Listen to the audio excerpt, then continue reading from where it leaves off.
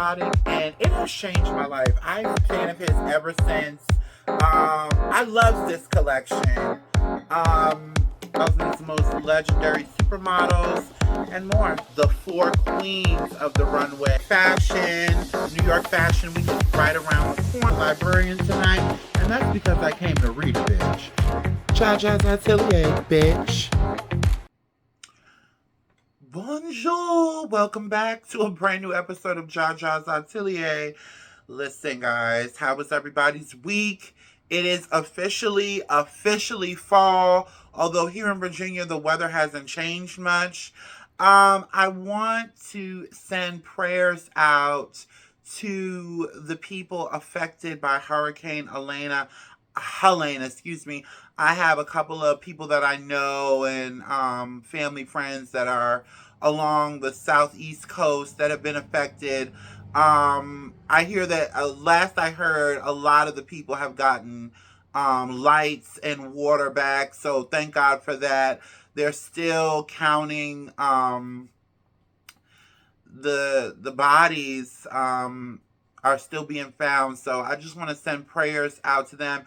And also, I want to send love and hugs and prayers and my deepest condolences to one of my faves, Craig the Writer Stewart, who is the co-host on Fag Talk with T.S. Madison on YouTube. He recently revealed that his mom, Miss Gladys, passed away. So I just want to send prayers out to Craig. Craig and T.S. Madison are always, dropping knowledge, making us laugh, and also sharing stories about their mothers to the point where I feel like I know this woman. And I'm so sorry to hear that. So my deepest condolences to Craig Stewart as well. So listen, I was supposed to come on here earlier. Listen, y'all, I'm getting old as fuck. I was getting ready for work the other morning. I leaned over to get one of my Cara Cara oranges. I love my Cara Cara oranges. If you don't know about Cara Cara oranges, honey, look it up. Go to the grocery store and try one. And I went to go lift back up, and it was like, bitch, I was on my back all week. And it kept on coming back. I think I'm developing a serious back spasm. Oh my gosh, it was the worst. Anyway, so listen, you guys know I'm really feeling this lip today, honey. Ooh. Anyway, so you know how this goes. We got to get into the hot topics and spill a little tea before we get into my 3 favorite shows from Paris Fashion Week, honey. The first thing we have to talk about is LVMH has sold its 60% stake of Off-White to Blue Star Alliance, the New York-based brand management company that operates and handles outlet mall type stores like Hurley and I kept on saying Claire's, but it's actually the Limited. The announcement came on the late Virgil Abloh's birthday, who was the founder of Off-White. And listen, immediately I was upset. I was like, how could they do this? We've seen a lot of things going on within entertainment and fashion and Hollywood and all of that, with black CEOs stepping down, white people buying Essence, black people of prominence, producers and writers and things in Hollywood, and even with the magazines kind of being ushered out. So I did take it personal. I was offended like everybody else, especially because they did it on his birthday. But I had to sit back and really think and put my business hat on. And listen, when Virgil Abloh became the first black person to become creative director of Louis Vuitton, which is owned by LVMH, they believed in him. They had a relationship with him. The hell was that? They had a relationship with him to the point where they believed in his brand, Off-White, and decided to invest in that. Unfortunately, Virgil passed away. the person who held the talent that they believed in, unfortunately, is no longer here. So, what do you do? I also have to say to my people, the Black community, this is why we have to invest in our people's stuff. I see a whole lot of us wearing a whole lot of Balenciaga. It's a whole subset of artsy Black folks that love Rick Owens. Why are y'all not wearing Off-White? Y'all haven't been wearing Off-White for a minute. Men lie, women lie, but numbers don't always. Not unless they're inflated or deflated. And in this case, I really don't think the numbers were tampered with. I don't see a whole lot of people wearing Off-White. I don't see a whole lot of people talking about Off-White. I don't see Black fashion publications celebrating Off-White.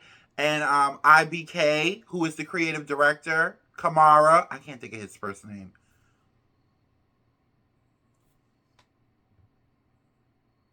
If there's no demand, what is LVMH supposed to do? Now, LVMH, I'm not letting you off the hook here. You didn't have to announce it on his birthday. It wasn't a little insensitive. It was insensitive. You know, this is one of the first Black men in a long time, aside from Pharrell, who was dominating Paris. We can show him a little bit more respect than that. And I don't believe that, we know about the history of the House of Louis Vuitton and some of the racial things that they allegedly have done years and years past. Oh, excuse me, this coconut water. It repeats on me. But I don't think that's where they're at now, because I feel like if that's where they were at, I don't think Pharrell would be sitting where he's sitting. In all honesty. And that's just my personal opinion. You can agree with it. You can disagree with it. That's just how I feel about it. I don't think it was this Negro, let's just erase him. I don't think it was that. I think it was really like a business move. But it just was in poor taste to do it on his birthday. And I think two things can be true at the same time. And I think that's a fair assessment, Why do it on his birthday? And I think that's where people got a little... But I can't even go into the Dior show yet. I'll get into that a little bit later. Honey. But yeah. So I hope that Blue Star Alliance, we're still going to get fashion shows. I hope we're still going to get all of that. I hope that they know how to handle a French fashion house.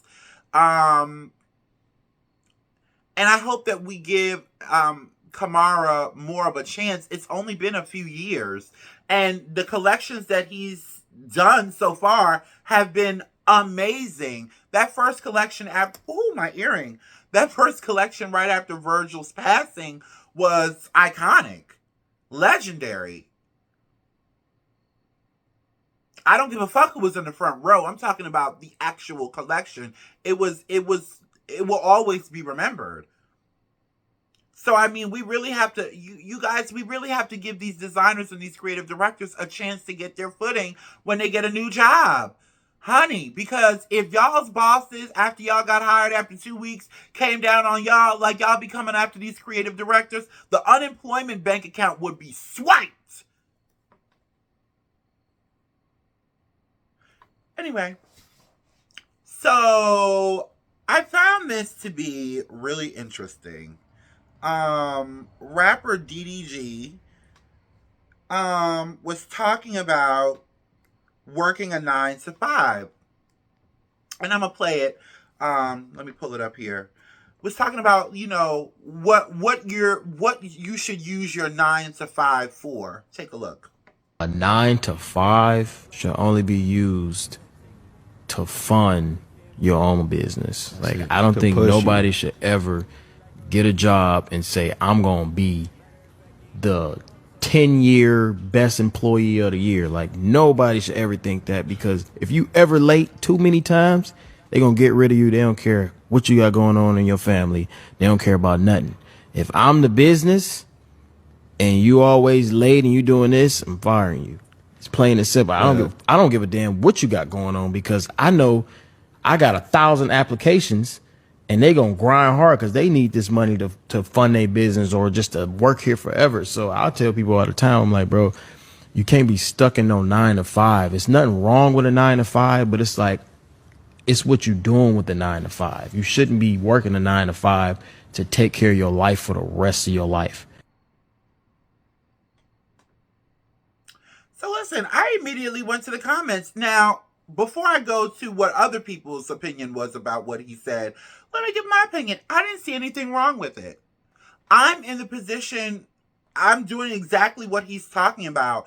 All these ring lights, all this equipment, all the, all the thrift trips, it's being funded by my 9 to 5 and my side work. You guys know I do makeup and I do freelance wardrobe styling, but most of my income comes from my 9 to 5 and some other business ventures I have going on. Real estate. I agreed with him. Now, when I went to the comments, I was really shocked, because we are in an age with social media where everybody's like, if you ain't got no yacht, if you can't get no Wagyu steak, I don't eat store-bought steak. I got money.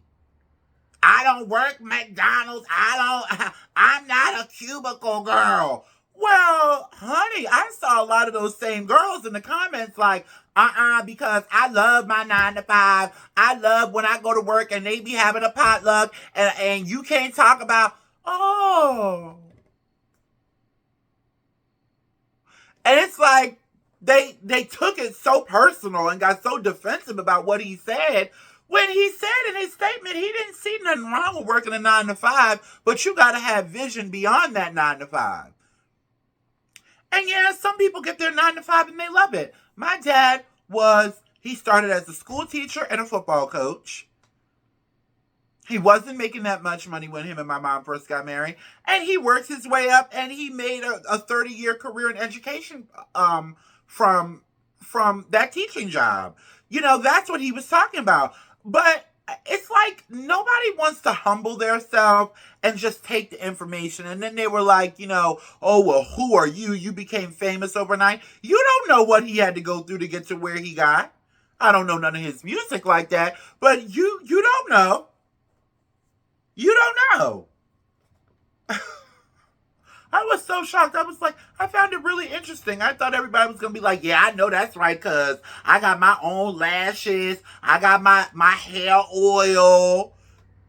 Y'all don't be talking about y'all 9 to 5. Y'all don't be like, oh my God, I can't wait to go back to my security job tomorrow. When y'all on social media, y'all be talking about y'all lash business. Y'all, you make cakes and plates on the weekends. I hear more about that than any job that y'all work. I don't be talking about my job, my 9 to 5. Get over yourself. Stop taking everything so personal. And it really, the fact that most of the people in the comment section took it so sensitive is really making me look at y'all, giving y'all the Sally Justy Raphael eyes like, maybe y'all not as successful as y'all play on social media. Maybe y'all not everything y'all pretend to be on the TV and on the internet. Also, speaking of DDG, him and Halle, he announced on his social media that him and Halle Bailey are no longer a couple. I love the two of them together. And I like that he's a hands-on dad and he's always with his son. But people get on the internet and they play like, they father of the year, but that might not always be the case. I think he is sincere, But what is going on? Why do y'all have kids and then decide, oh, I don't want to be with you no more? Now, I just saw the two of them front row at the Usher concert, floor seats. And when I saw Usher feed Halle Bailey that cherry or whatever it was, And DDG snatched it out of his hand, honey. Usher out here breaking up homes. And he got a happy home. I say we blame it on Usher. They were just together at the Usher concert. Now, he did give a statement on social media, and it was really sweet. He said they'll always be best friends. I've seen him on several podcasts. He hasn't said anything bad about Hailey Bailey. She hasn't said anything bad about him. But he was like, if I could tell my 22-year-old self something, I would tell myself not to get in a relationship. It's a full-time job. And you know what? Maybe they'll circle back around to each other. But I do find it funny that your fame did skyrocket once you got with her. And now you're the star and everybody's forgotten that she's the Disney princess. Ladies, protect your cervix. Now, I think little Halo is the cutest little boy. I think their family is really cute. But ladies, protect your cervix because now he's footloose and fancy free and you at home with a 1-year-old baby. I haven't heard any new music from her. You know, I would hate to see her become a Ari Fletcher. No shade. I don't think that'll happen to her. It's Saturday night, y'all. What do you expect? I live on a highway. She's way too talented for that to happen, but it's just the fact, like, damn. Not you becoming a baby mama, though. I really thought that he was going to marry her for real. And he just might. Anyway, I'm sad to see them break up. But listen, all that aside, let's get into Paris Fashion Week. So, first, we have to talk about Alessandro Michele's runway debut with Valentino.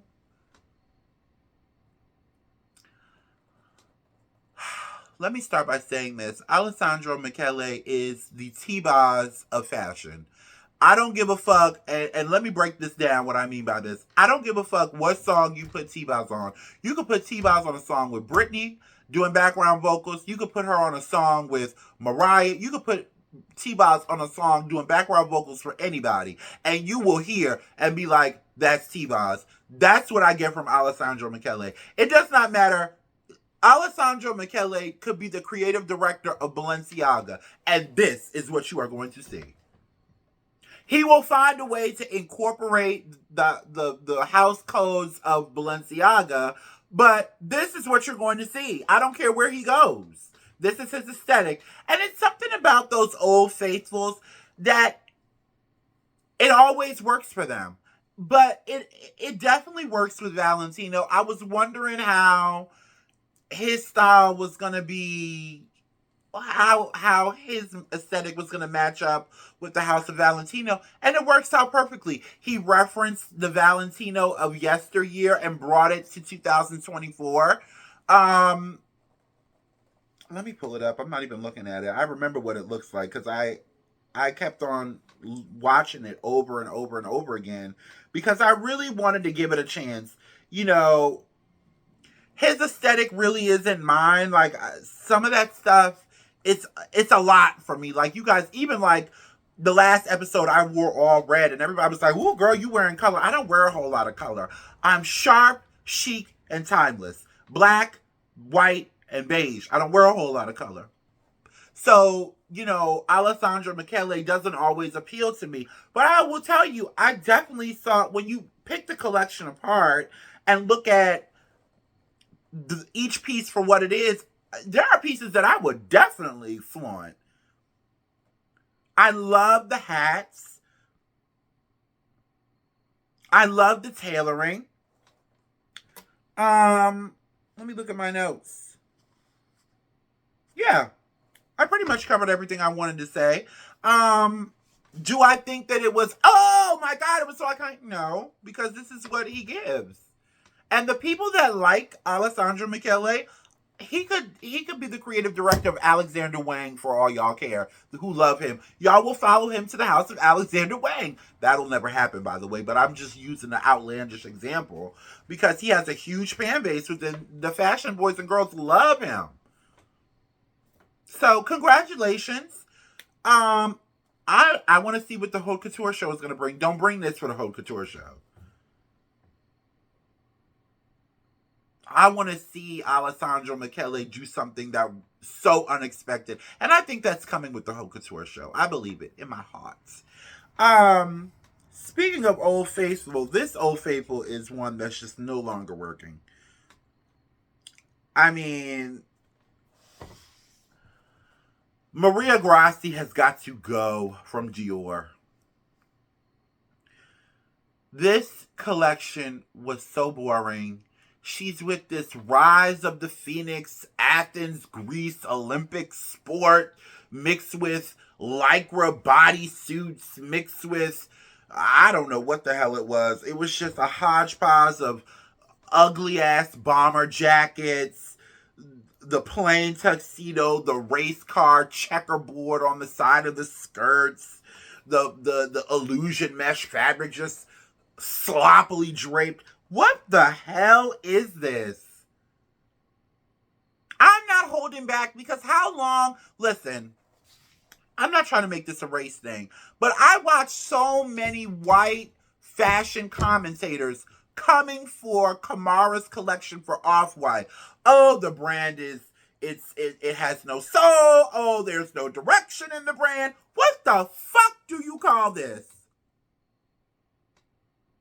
And that's not to say Maria Grassi is not talented. I just think she's bored. Give her somewhere else to go. She is bored. She is tired. She is late. She does not like going to that Dior office.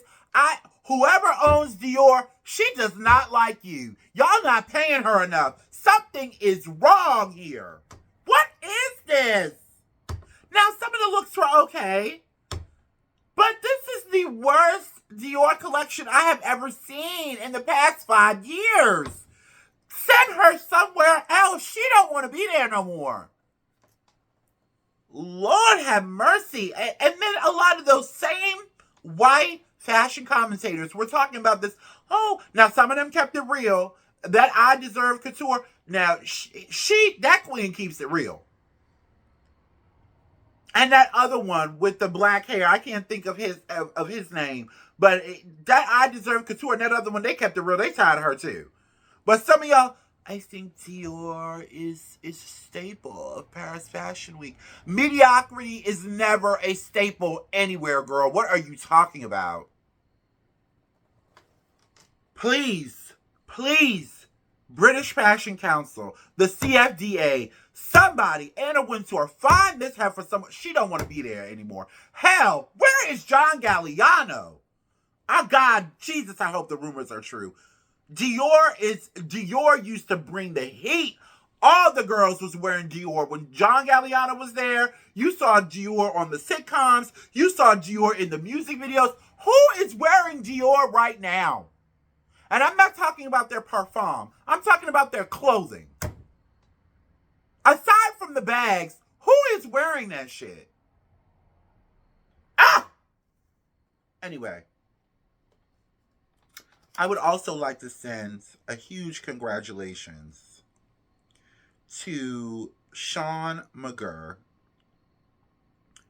who, I'm pulling it up now, who debuted his second collection for Alexander McQueen.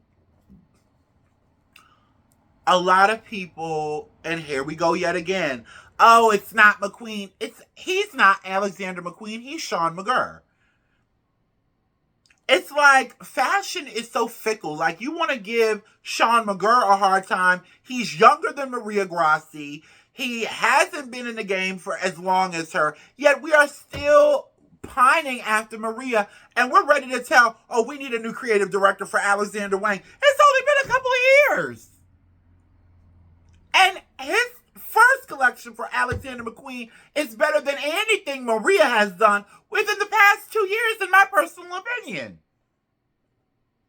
I thought I love to see a slow climb, because when you see a slow climb, you know that this person is putting their heart into it. And he definitely put his heart in this collection. This closing look, honey, this is Alexander McQueen.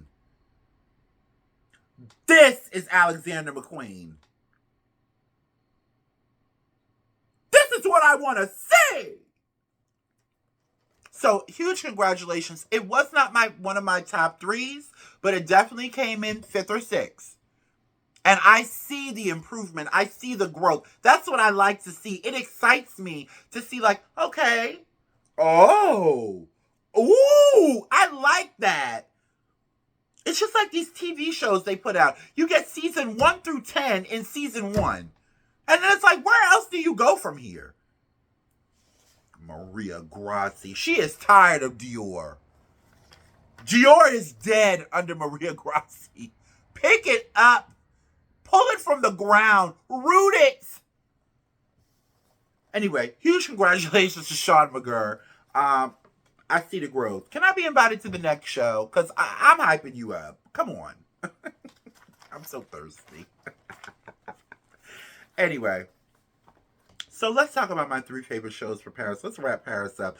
Before we get into that, there was a whole lot of shows during Paris Fashion Week. I was like trying to keep up. I don't know. And I'm doing this from my house on a phone and a tablet. Imagine having to physically go to all those shows. I would do it though. I would do it.